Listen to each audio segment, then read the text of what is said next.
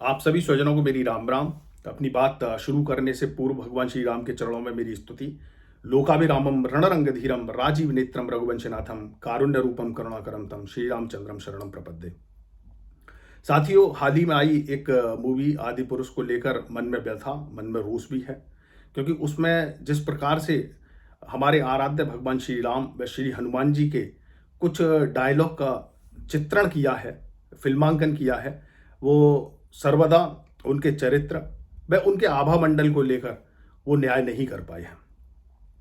मैं इन फिल्म बनाने वाले समूह और जो स्क्रिप्ट राइटर हैं, मैं इनसे बस एक ही बात बोलना चाहूँगा कि जब भी आप हमारे देवी देवताओं, हमारे पुरुष, जितने भी हमारे प्रातः स्मरणीय, जिनके हम भाव भंगिमा में आह्लादित होकर जब अपनी स्तुति प्रारंभ करते हैं, तो उन्हें ध्यान रखना चाहिए कि वो क्या हैं।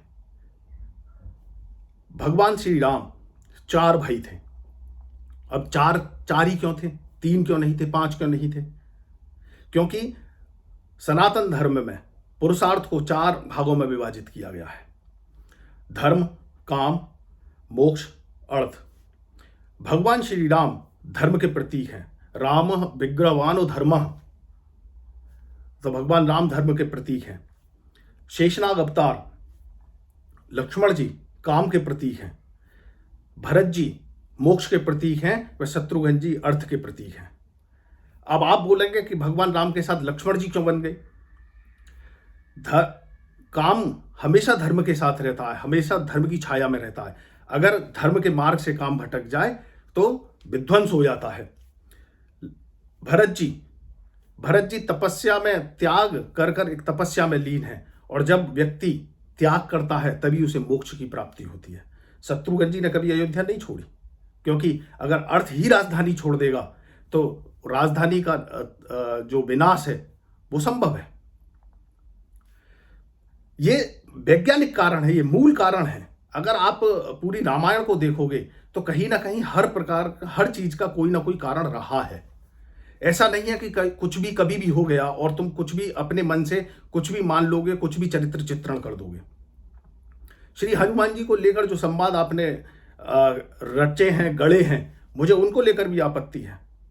अब हनुमान जी की बात करें, अष्ट सिद्ध नव निधि के दाता, असवर दीन जानकी माता, राम रसायन तुमरे पासा, सदा रहो रघुपति के दासा।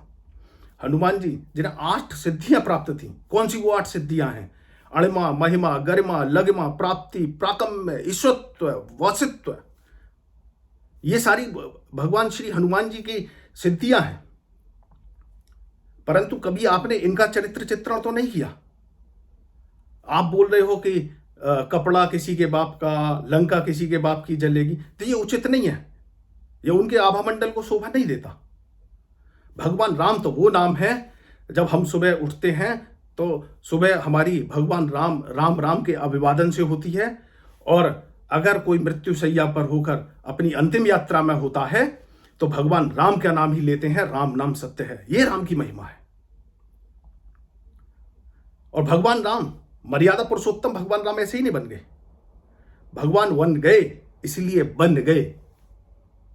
अगर वो अयोध्या जी में रहते तो दशरथ नंदन, कौशल्या नंदन भगवान राम कहलाते। वो 14 साल वनवास गए, असुरों का विनाश किया, धर्म की स्थापना करी, तभी वो मर्यादा पुरुषोत्तम भगवान श्री राम कहलाए। और राम नाम की तुलना आप इन छोटी चीजों से कर देंगे।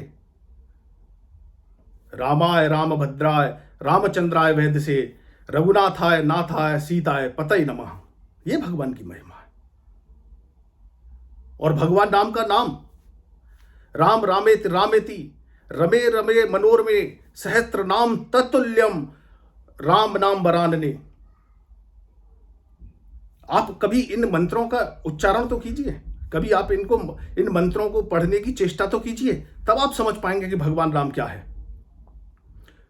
एक मुस्लिम शायर रहा है, उसने बड़ी एक अच्छी कविता लिखी, मैं राम पर लिखूं मेरी हिम्मत नहीं है कुछ, तुलसी और वाल्मीकि ने छोड़ा नहीं है कुछ। और आप इस प्रकार का फिल्मांकन कर रहे हैं कि तेरी बुआ का बगीचा है तो आजा। ये इस प्रकार का चरित्र चित्रण शोभा नहीं देता। जब लंका जलाई थी उसके बारे में बाबा तुलसी ने भी लिखा है, सूक्ष्म रूप धर यही दिखावा, विकट रूप धर लंक जरावा, भीम रूप धर असुर सहारे, रामचंद्र जी का सवारे। आप इसका चित्रण कीजिए, आपको किसने रोका है?